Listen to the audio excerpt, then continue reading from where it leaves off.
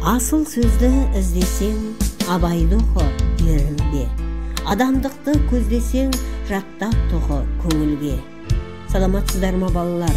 Ұлы Абайдың 175 жылдығына орай асыл сөзді іздесең, абайды оқы таңырқатты қашықтық тәрбие сағатын өткізгелі отырмыз.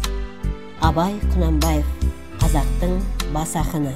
Онан асқан бұрынғы соңғы заманда біз білетін ақын болмаған деп жазған Ахмет Байтұрсынұлы.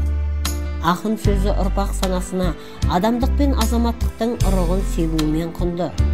Жастар имандылықты Абай қазынасының нәрлі бұлағынан алса адаспас еді.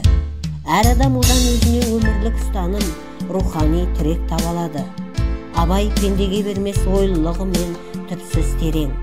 Абай адамға ұстата бермес ғұламалығы мен асусыз асқар шың.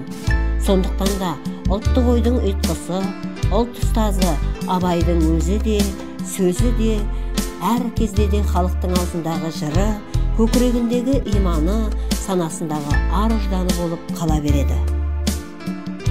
Егер есті кісілердің қатарынан болғың келсе, күніне бір мәрте, болмаса бір жұмада, ең болмаса айына бір рет өзіңнен есеп ал.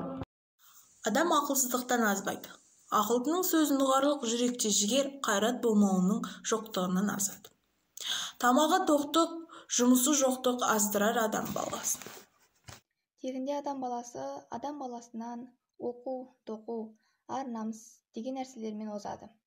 Ал қалған нәрселермен оздым ғой деген нәрсе ол нағыз ақмақшылдық. Біріңді қазақ, бірін дос, көрмесеңіз дін бәрі бос.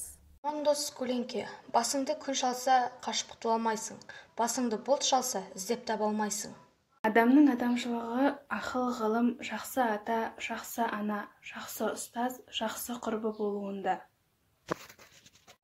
Өзің үшін еңбек қылсаң, өзі үшін оттаған хайуанның бірі боласың. Адамдықтың қарызы үшін еңбек қылсаң, Алланың сүйген құлының бірі боласың.